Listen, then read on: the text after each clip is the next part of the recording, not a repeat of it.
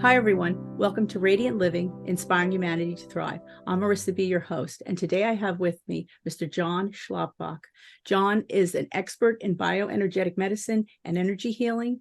He's a master certified body code and emotion code practitioner with over 40 years experience. John has in holistic health, nutrition, magnetic healing. He helps people to live a healthy, happy, loved life. Hi, John. Thank you so much for coming today. I so appreciate it.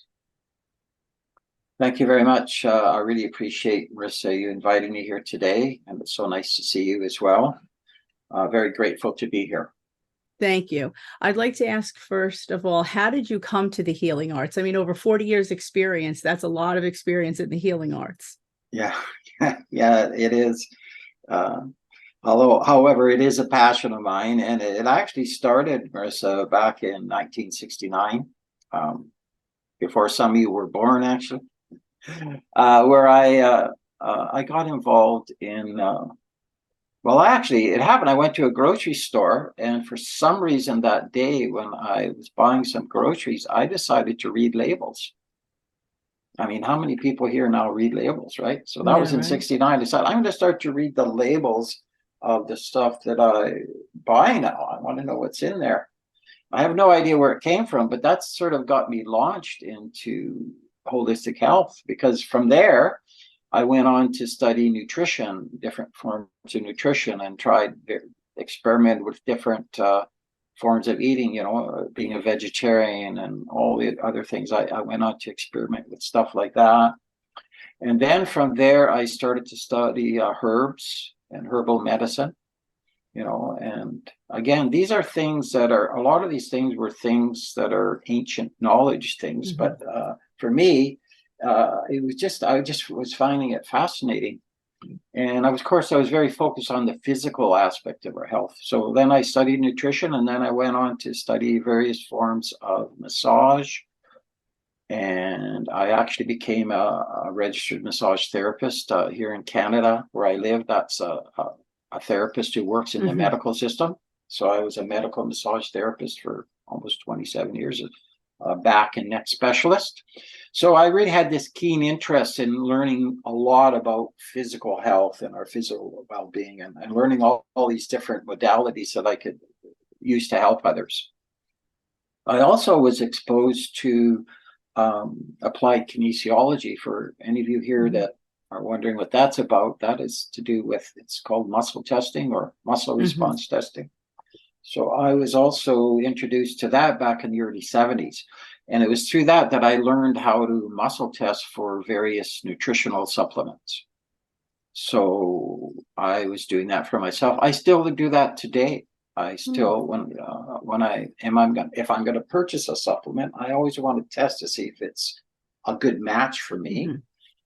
I also may test to see how much I need to take that particular time, because our needs can vary from day to day. So I started to use that with some of my friends as well, and family, and then with some of my clients, I was using muscle testing as a means of connecting to their subconscious, so that we could find out, okay, what foods are good for you, what's good, what isn't. So that got me really interested in the connection between the mind and the body, Marissa. So then from there, I really got involved in energy medicine, which was using magnetics, using Mother Nature as a form of healing, using magnetics, light energy, all kinds of stuff like that. And while I was involved with that company, I met a gentleman by the name of Dr. Nelson.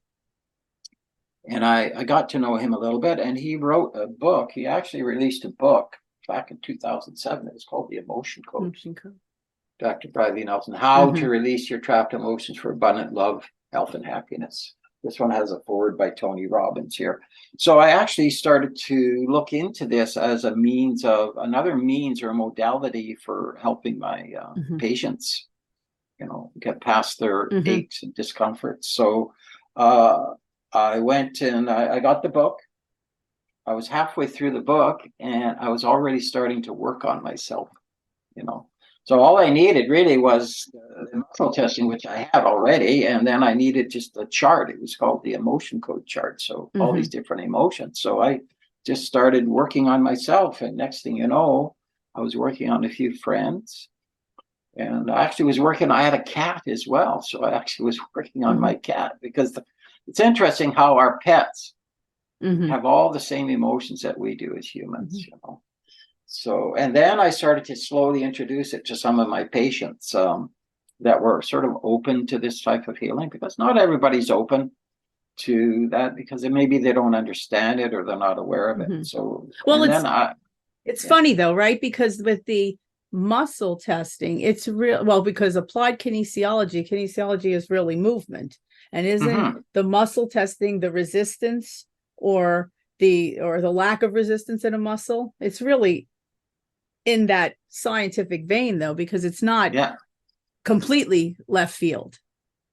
Well, no, actually, there's been a lot of studies done on it, and there's a history behind it, including actually a recent study in England. I believe it was from Oxford, where they were studying muscle response testing, and what they found was it was as accurate, if not more accurate, than our standard medical testing. So, yeah, it's been studied and researched for years. I was introduced to initially to a fellow who was a master herbalist who was using it to test for supplements. That's how I learned it. And then from a chiropractor who was using it to test to see, you know, where do I need some work or an adjustment. So again, I had this exposure to it.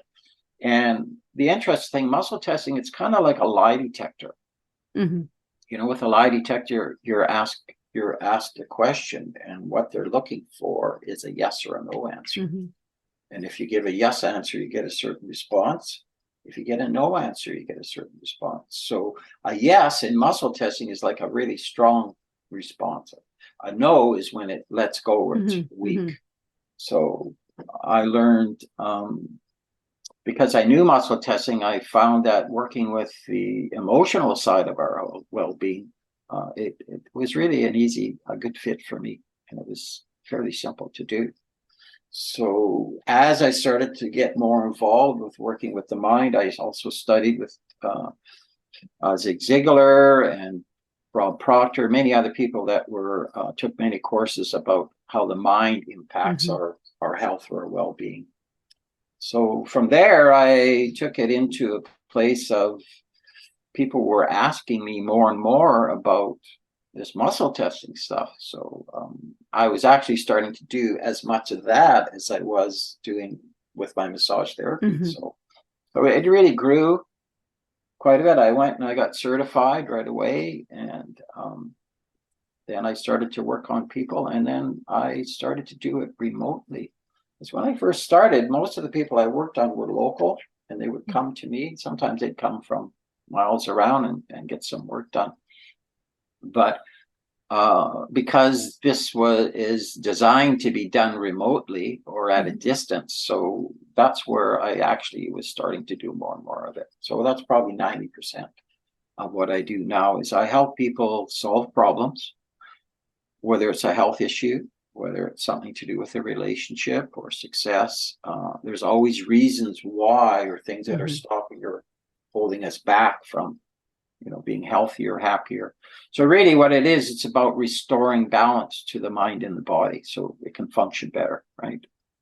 And there's another part of that, Marissa. The emotion code was the basic program, and then there was what's called the body code. Now, the body code is considered the master program. The emotion code is, I call it the major program, because a major part, whatever where people are dealing with, there's usually emotional connections to whatever that is. So then the body code was introduced, and this is just a recent book. It's Unlocking Your Body's Ability to Heal Itself using the body code. So that's really what I work with, the body code. It's a very, very advanced program. So I work with the body. Sorry about life happening in the household. Actually, I never have them when I'm speaking to people. I never have them today. were quiet, I thought they would relax, but that didn't happen. So Well, now we you know, have it's one in the picture and now both at the door. that's fine, you know, Terrible. because I But got to that's how share. life goes. Mind if I share a few stories with you? This is Yes, please. actually, I'll share a couple of animal stories first. Because again, because our pets have the same emotions, they can pick them up from us, we can pick them up from Yes. them. But I'll share a quick story. This is about a horse. A friend of mine who owns a ranch north of here, she'd called me up and she knew the work I was doing because I was teaching it for Dr. Now. I was actually an instructor for years, and she knew the work and she said, listen, I've got a horse that's gone lame. Oh, Can you wow. figure out what's going on with this horse? So I said, sure, let's see what's going on. So once I made that energetic connection to the horse, the subconscious was able to find out that that horse had lost its best friend about a month or so earlier. And so it had gone lame in the, I couldn't remember if it's the right or the left lower leg, but when I started to ask why, what was causing this, we found some sorrow in one of the leg bones. And then we found some sadness in some of the muscles of the lower leg bones. And then shortly, it was a week or so earlier, he had been run, and he hit a like a pothole or something as he was running. And there was some fear also got caught up. So remember, emotions impact us in so many ways. We're emotional beings. Where would we be without our emotions? So this horse was feeling sad and sorrow and fear. And once I was energetically released those emotions, by the next day, the horse was back to normal. Oh, wow. That's wonderful. Yeah. So again, this works for people and animals. There are actually people that specialize in working with animals, or some people specialize in working with children or babies. I'll share another quick story to do with animals. This had to do with a dog and a cat. And a friend of mine called me up. She said, listen, my dog and cat, usually they play a lot together. They like to have fun. They're pretty rambunctious, but they have not been that way for the last month and a half. So what happened was her husband had passed away about a month and a half earlier. And he was very close to that cat and that dog. They were very close. And it was shortly after he was gone that their behavior changed. And so she invited me to come over and do some work on them. And so I started with the cat. And what we found was they had what are called heart walls. Have you heard of heart walls before, Marissa? No, actually, that's not true. I've heard it mentioned. I just don't know what it is. I have heard it mentioned on more than one occasion. So can you explain to the audience? Yeah. So what a heart wall is, how many people here have experienced maybe heartache in their life anyway? Oh, right. Everybody, right? At least. Or maybe a loss through a family member or something, grief and heartache. And what happens is sometimes when we feel certain emotions, they're fairly strong, and we'll tend to hold on to them instead of expressing that emotion, whether it's anger, sadness, sorrow. Instead of expressing it, we hold on to it. And if we hold on to that emotion, it gets caught up in our energy field. So remember, we're talking energy medicine here, right? So it'll get caught up in our energy field. And it can be caught anywhere. It can be caught in a muscle, a nerve, a chakra, fascia, an organ, a gland. It can be caught anywhere in the body. And what happens is, if we've experienced heartache enough or traumas like that, we'll start to build this wall around our heart. And this wall is made up, it's an invisible wall. It's made up of trapped emotions. And these are all these emotions that we've unprocessed or didn't express, and they got caught up because we're trying to protect ourselves from being hurt again. So we build this wall. The problem with that, Marissa, is the fact that because our heart is our seat of our soul, it's our source of love, it's our source of creativity. It actually has a brain. It's called the heart brain. It thinks for itself. when we have all this wall around there, we can't truly give and receive love fully, number one. Number two, we can't be fully in our creative space as well. How many people have you heard say to do with what they're doing? Like, I know you're passionate about what you do. And how many times have you heard, is your heart in it, right? Right. Yeah. Yeah. If you love what you do, usually your heart's in it as well. Mm-hmm. It's not just your head, your heart. So right. It's important to understand that that heart isn't so important to us. It's as a matter of fact, the heart, the brain and the heart can influence how we think in our head. Mm-hmm. If you're to use a magnetogram, which people have used, and you can actually measure a field around your heart, Marissa. It's 12 feet in diameter in all directions. Oh, wow. And that's called a magneto? Yeah, magnetogram. It'll measure the magnetic. Yes. Because remember, all of our thoughts are magnetic as well. Mm-hmm. Our body runs on magnetic and light energy. So it'll actually see, we have this around us. Our heart extends mm-hmm. out from us. And the problem is if we have a wall, this invisible wall of emotions, it has a hard time getting through the wall as we send out mm-hmm. that message. Or when messages are coming back, it has a hard time getting, it has to go through all this layer of emotions before it gets to us. Here's another interesting thing. If you send love to someone, and even if they're 5,000 miles away, it registers in their brain. So think about that. If there's someone you love or care about mm-hmm. and you're sending love to them, it's going to register in their brain.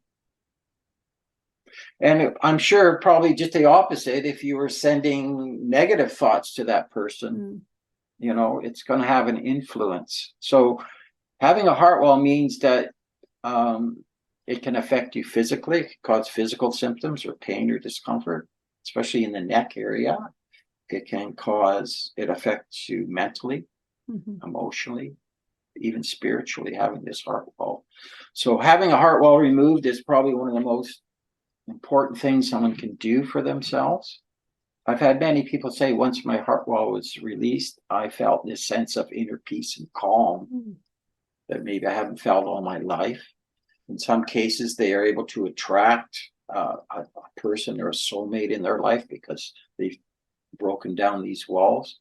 Think about it. Maybe when you were 6 years old and you went through something and you had this fear, you felt fear about that. And now you are at 36 and you're still holding on to that fear or anger, frustration, whatever the emotion is, you've got this wall around you.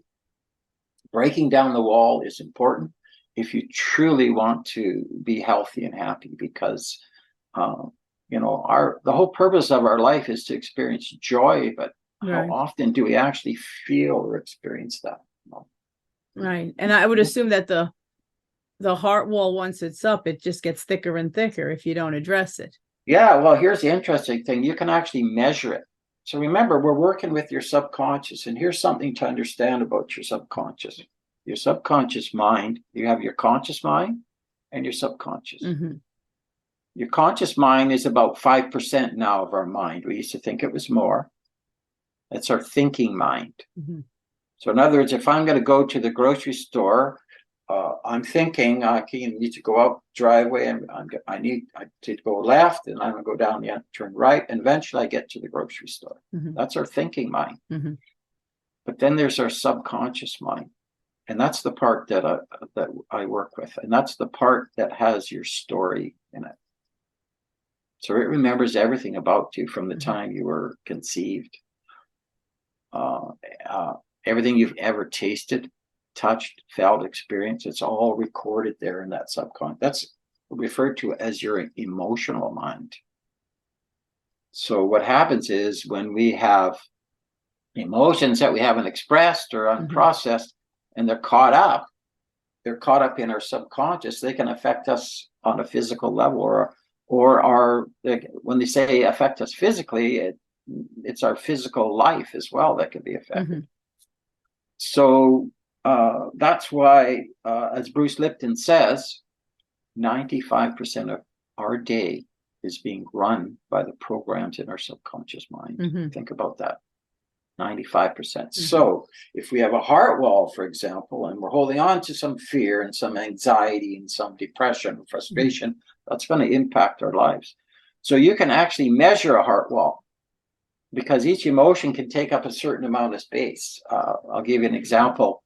Probably the biggest heart wall I ever worked on was a woman, and it was over 89 miles thick.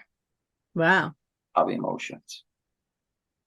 And she was 105 or 106 at the time. And she got a hold of me because I had worked on one of her nieces, and she said, listen, I have been through a very challenging life. And I've been through a lot of trauma, a lot of stress, a lot of loss in my life. And at my age now, I want to let go of some of that, let go of some of the baggage. So her heart wall was that thick of emotions. Now, each emotion can take up a different space. One emotion could take up a foot. Another emotion could be very, very intense and take up 1,000 feet. Anyways, after we released her heart wall, she said, this is the first time in my life since I was young that I actually feel peace and calm and hopeful.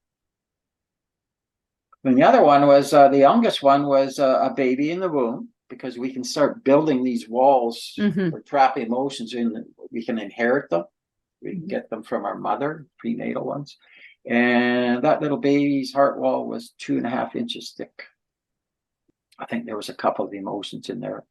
One was a prenatal that she received from the mother. And the other one was inherited from the mother. So we can inherit emotions. We can inherit emotions, thoughts, ideas, and beliefs from our ancestors, and they can get carried through as well. So that is a very happy baby. That baby was born very happy. Imagine being born without baggage. Right. True. And it's funny, you don't think of that with children or babies, but guess what? They have right after they're born, before they're born, actually, they're holding on to some baggage already. So that was sort of the biggest and the sort of the smallest. So it's an area, I think, that, as Dr. Nelson says, if 93% of people have heart walls, and if we didn't have heart walls, there'd probably be no more war. If you think about that. Wow. We'd be more at peace with ourselves. We wouldn't have all those emotions. So I was going to share the story. How long of a time frame do you have to work on somebody? Does it depend on how much they have? Now, it all depends. Everyone is different because everybody has their own story. You see, one thing I've discovered in working with thousands of people over the years, Marissa, there's one thing that's been the same with every single one of them. And that is that we're different. We have our own story, our own life, our own way of dealing with things. You can have 4 kids grow up in the same family, same everything, and they all can be different. So yes, so it all depends on the individual. Now, it used to quite often, it would take me 2 to 4 one-hour sessions to release a heart wall for someone. And now I can do that in 1 to 2 sessions now. So it all depends on how many emotions are in there. Yes. It all depends on how if there's something else we need to release. Maybe there's an emotion that comes up of frustration, but we need to know that that emotion has something to do with their relationship, or it's affecting their relationship, or maybe there's one that's coming up. It's a kidney emotion of fear, and that's causing problems in their neck or their back. So once we identify the emotion, we can release it actually within minutes. And so imagine, people have more than, I'm sure people can have more than one. People can sometimes have, depends on what we're working on. But if we're working on a heart wall, you could have, like that baby had just a few emotions in there. And you can have 50, 60 emotions in there or more. But if you're working on the heart wall, you can get rid of all of them. We can get rid of all of them. As opposed to working on each individual emotion. Well, what we do is we actually, when we're working on the heart wall, we bring up the emotion. Whatever the emotion is ready, you're ready to let go of that emotion in your heart? Well, we identify it. We go to the chart. Is it one in column A or column B? Which emotion is it? And is it affecting a lung or colon or somewhere in your body? And then once we identify it, we can just delete it. It actually only takes seconds to actually delete the emotion. And then that body part is no longer affected. It's not carrying the emotion. So for example, if I have a whole bunch of emotions caught up in my shoulder here, each trapped emotion is about the size of a baseball. So imagine if I've got 6 or 7 of them all caught up in that shoulder. That could cause shoulder pain. Or it could make that shoulder susceptible to a problem. Or if it's caught up in a lung, it can affect the ability of the lung to function. Or in the liver or the kidneys, it can affect their functioning because it creates distortions in our energy fields. So by releasing this stuff, what happens is we're able to not only release the baggage that we're carrying, but also it allows the body to function better. And it allows the mind to, it's kind of like, well, we do it all the time. If you have a computer, you have viruses sometimes on there. So we just go into your computer of your subconscious mind and we just pull out some of those viruses, right? Yeah, well, that would make sense, right? They're in there for whatever reason, however they've gotten in there, whether it's ancestral or placed there by yourself from whatever reason, whatever that you placed them in there. Yeah, exactly. Whatever experience you've had or traumas or something where you have some emotional feelings around it that you're holding on to. Not only that, we can actually pick up emotions from other people. Oh, yes. Yeah, can you imagine that? Even people you don't know, can you imagine going? It's usually we pick it up from our family, our friends, or spouses, but imagine walking down the street one day and you see some fellow come in the opposite direction and they're kind of walking like this. If you're an empath, you can sometimes, you think, okay, that person looks really depressed. So you can actually feel that emotion sometimes, in someone else that you don't even know. So we could feel their depression as they're coming, and then we could actually pick it up. Take it on. That's the key, not to pick it up, right? That's the key, that's not the to pick key it thing. up. That's the thing, not to keep it up. But that, I guess, has to be learned. Yeah, and here's the thing too, for something that you do, the amazing work that you do, is that you're working with people on a very deep level and a very personal level. And you don't want to take on their stuff. No. But we do. As empaths, we will pick up on other people's stuff sometimes. And if we pick up too much of their stuff, it becomes ours, and it could actually make us sick. That's why I've done a lot of work on other healers and practitioners for years, helping them get rid of that stuff they picked up, but teaching them a simple method that they can use, very simple, to protect themselves from picking up on other people's stuff. Oh, so you actually can help practitioners to make sure that they don't absorb anything from clients that they may have. Yeah, help protect them, because again, as you know, one of the major causes of burnout for healers is picking up on their client stuff, and then it becomes a part of you, right? And it's a huge issue with healers, because we're empaths and we want to help and we care. We're wanting to open ourselves up to offering them help. It leaves us open sometimes to leaves us open. Yeah, I got to remember to put my hands down. I'm always doing this. Yes. Hopefully, I'm not covering my mouth here. But no, not at all. No, we can hear you. Yeah. So it's important. It's fascinating because it's in the energy field that you can actually absorb things that you don't even know you've absorbed from other people. So remember, we're talking your subconscious, right? Now, your subconscious is underneath your conscious awareness. Right. So you may not even be consciously aware that it's there. However, if we ask your subconscious, it'll tell us yes or no. Is that there? Or is that something that can be released? So the way it works, you whatever it is we're working on, like I was working with someone this morning on releasing some old core negative beliefs. that they actually inherited them from their mother, Mhm. and it was affecting their lives in the present. So whatever we're working on, first of all, I use prayer, Mhm. I use intuition, Mhm. I use intention, and I use programs and some of the body code, but I also use some of the programs that I've developed over the years as well in working with people. Mhm.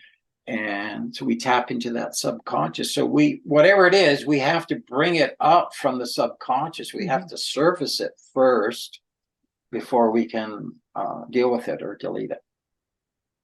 Now, I'm And assuming that yeah. I'm assuming that some people takes longer to bring it up than others. Well, actually, it all depends on what you're working on. No, it doesn't take long at all to bring something up. Once I'm connected to you energetically, we can bring something up just like that. But the thing is, whatever it is you're bringing up, you're bringing it up because you need to be consciously aware of it.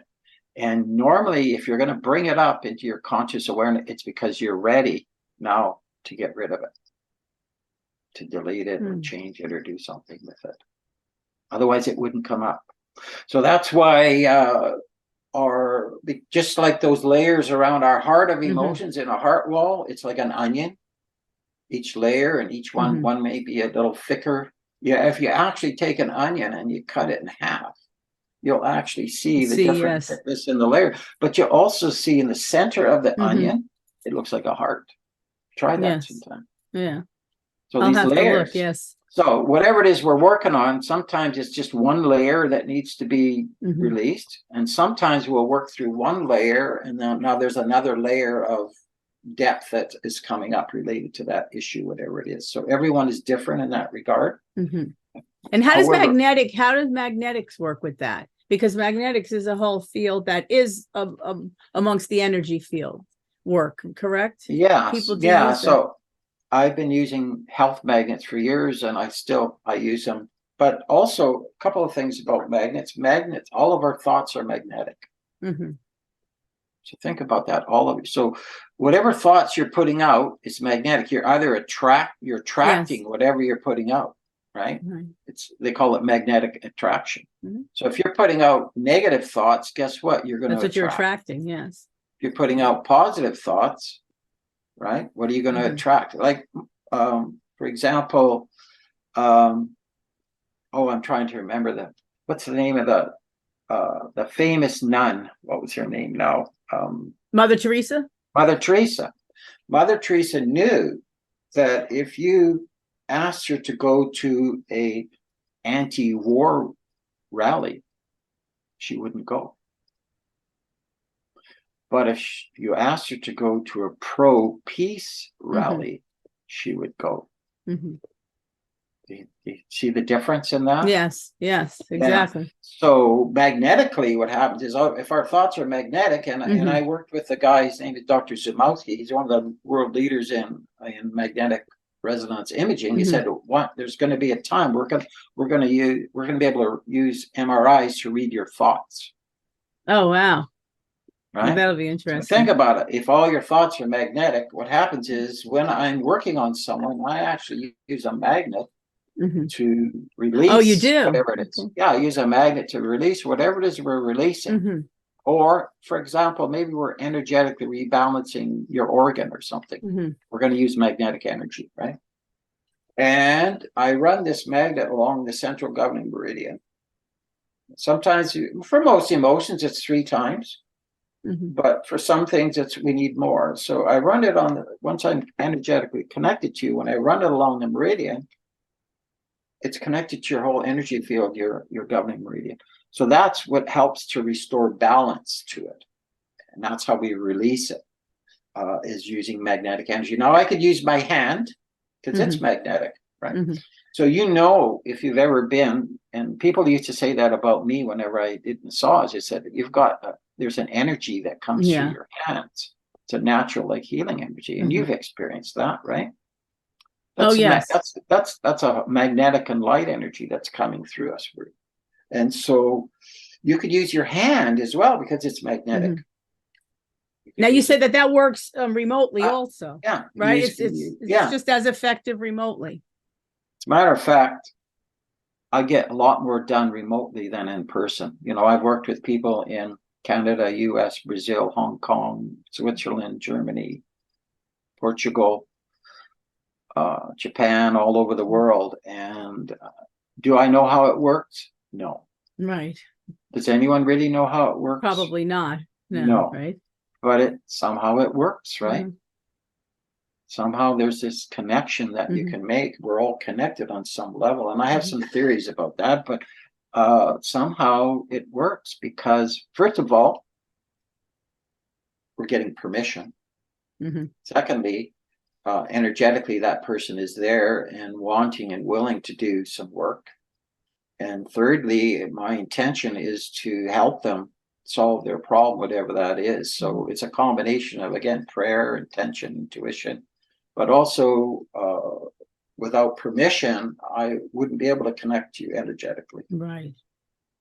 So with your permission, I could ask anything. I could ask about your organs, your glands, if they're happy, your nervous system, your immune system. I was actually doing a lot of work for people during COVID. Yes. I was actually doing free sessions for people, and what I was doing was checking their immune systems. Remember, your subconscious knows everything, and then I would check to see where it was at and boost it.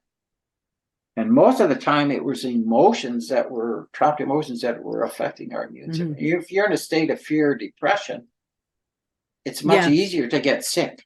Right? Oh, of course.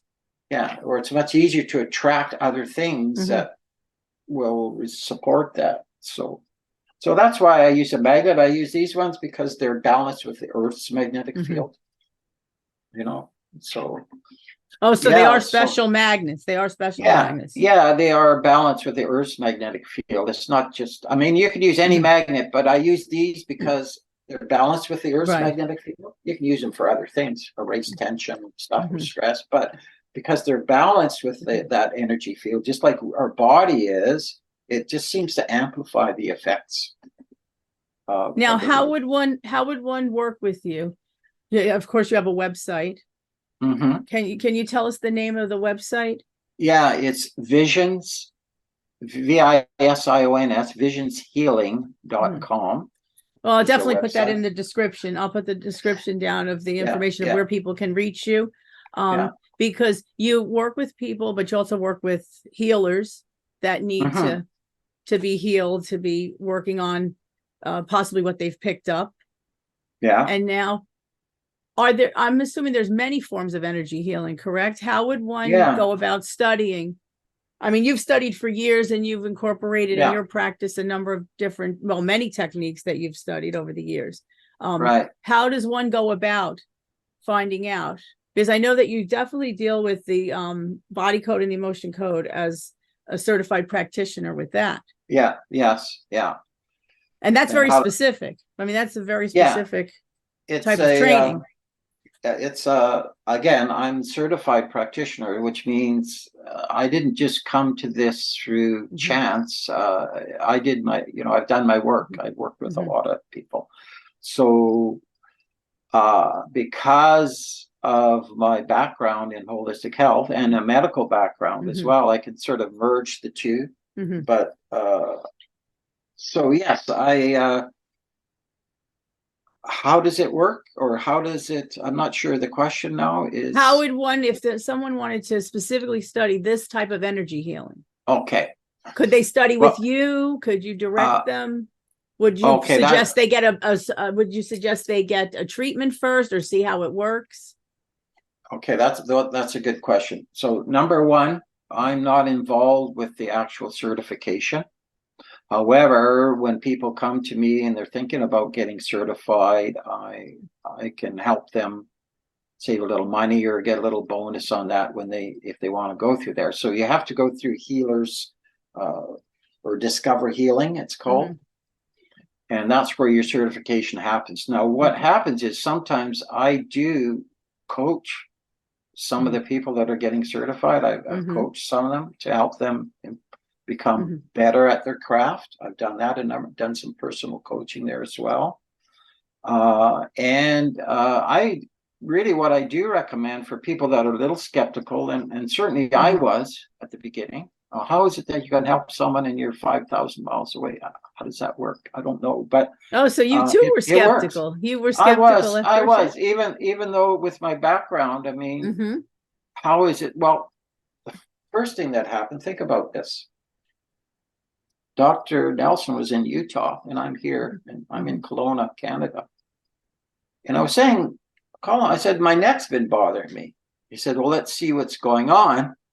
So what he did was he tested me and he said, well, you're out here, here, and here. Mm-hmm. Oh, okay. I thought, well, he's in Utah and I'm here, hundreds of miles away. How does he know that? But anyway, so I wrote it down. And the next day I went to my chiropractor for a checkup because my neck was bothering me. And I said, check me out.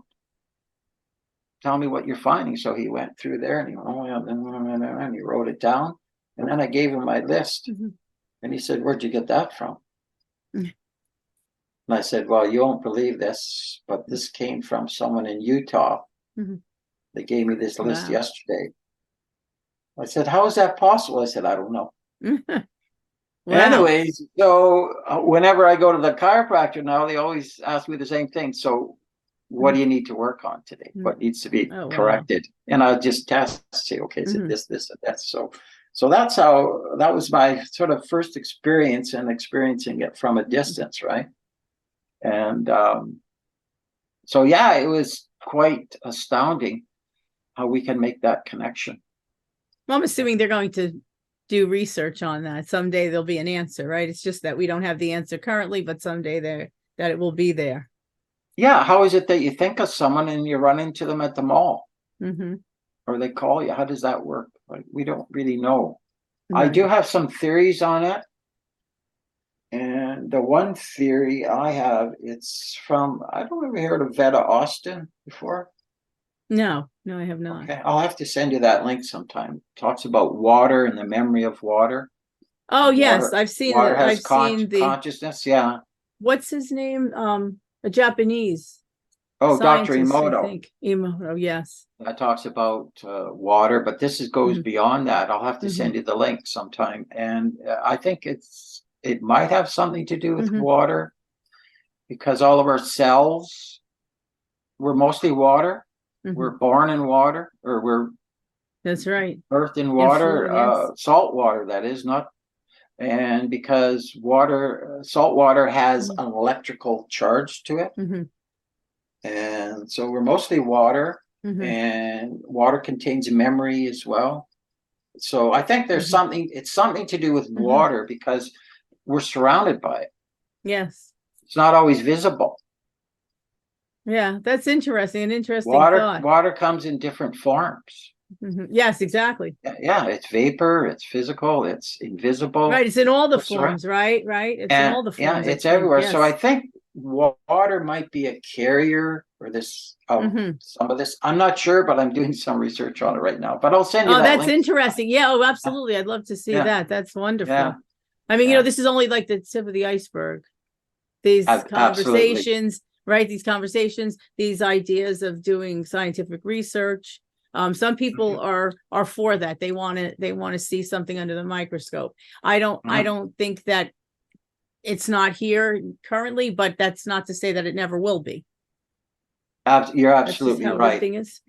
There's so many things. I remember when I was going to massage college, and my instructor had said a couple of things that I never forgot. One thing that he said was that he was talking about the nervous system. And he said, how it's connected to this, and it does this, and it does a billion things at once. He called them the celestial engineers. How could they design something that worked? So how does all of this work? I don't know if we really know. Right. However, we do know it works. And do we have to prove it necessarily? Well, truth is, we don't even know how an aspirin works. Really. True. So, but we still use them, don't we? Right. So sometimes do we need to know how everything works to know that it works? I don't know, but that's science and research. Right. No, I agree with you.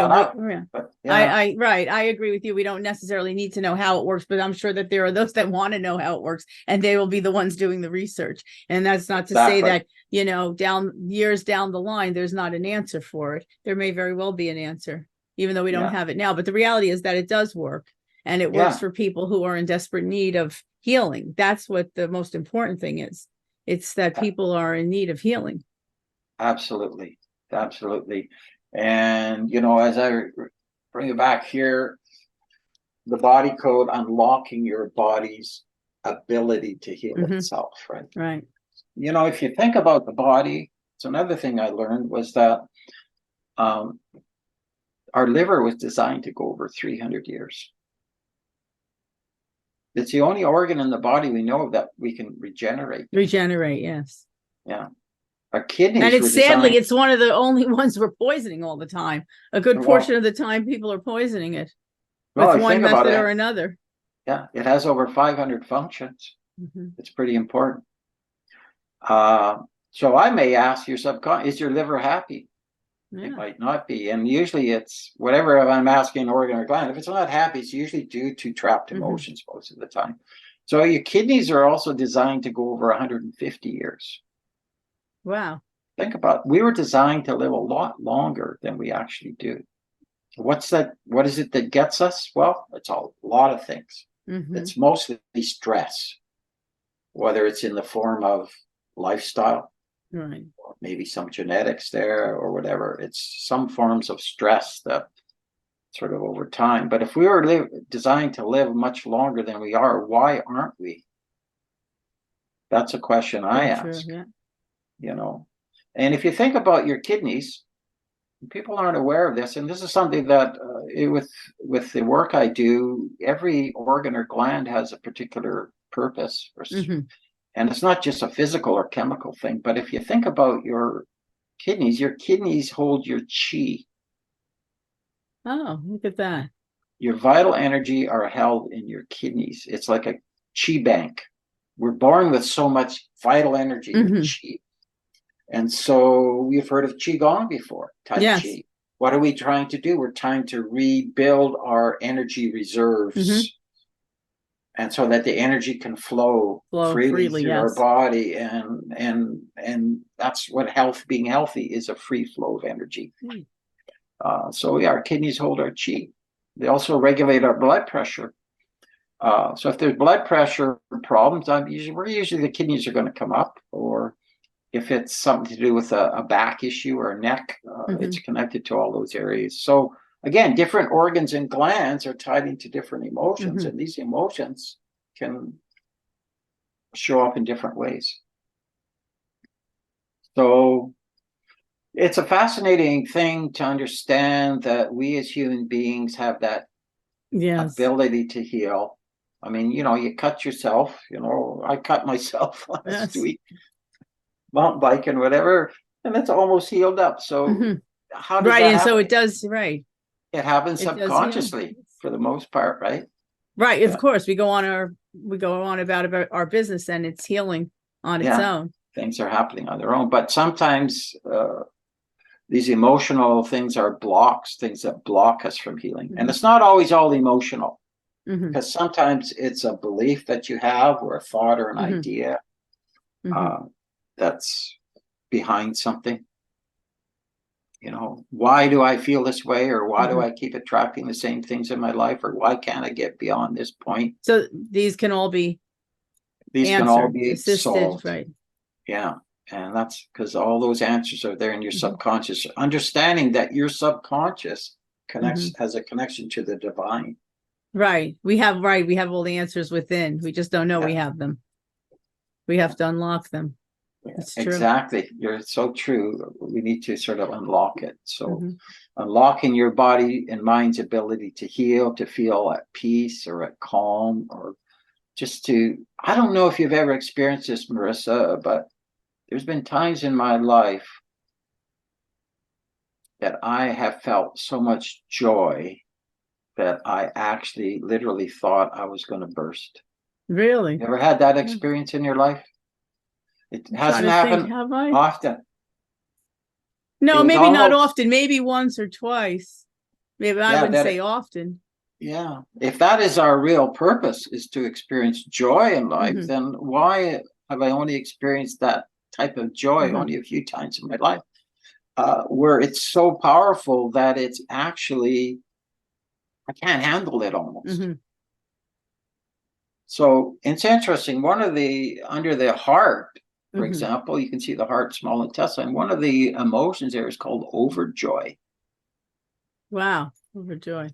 So this is an emotion that it's so, it's disrupting to Mm. us, our body, because it's too We're not much. used to it. We're not used Yeah, to we're it. not We're not used to used to that. it. But Yeah. are we but are we stopping it? Are we actually stopping it? Could it happen more often, and are we stopping it Well, through? we say if there's something going on, go within, right? Right. Yeah. Whatever's happening outside of us Hmm.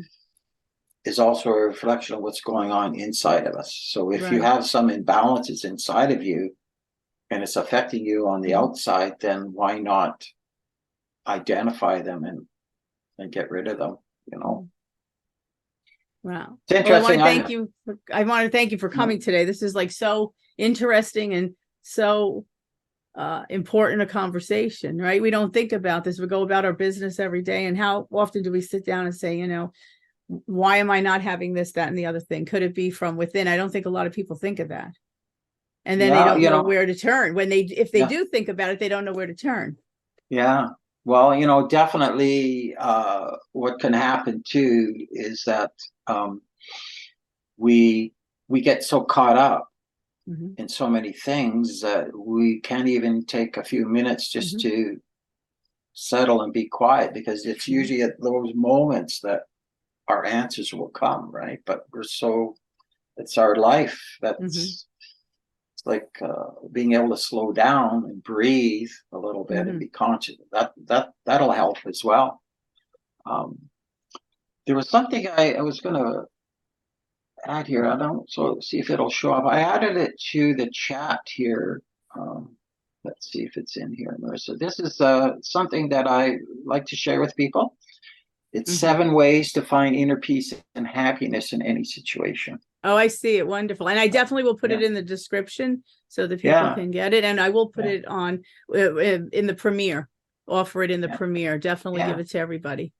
yeah. Because I thank you for offering that. That's so kind of you. it's nice to have some tools that we can have at our hands whenever we need them, right? Hmm. To help us. So yeah, for Yes. sure.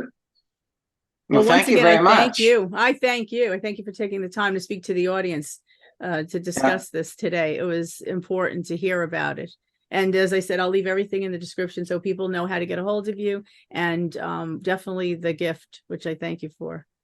yeah, you're welcome. And it's been my pleasure, Marissa. Keep up your good work as Oh, well. I know thank you you. do great work, and people, the world needs Oh, healers, thank you and very much. they need us ourselves to Yes, be healed, yes, right? right. So All we're of us all to be about healed that. and to help heal. Yes, absolutely. Thank you so much, Absolutely. John. Have a wonderful afternoon.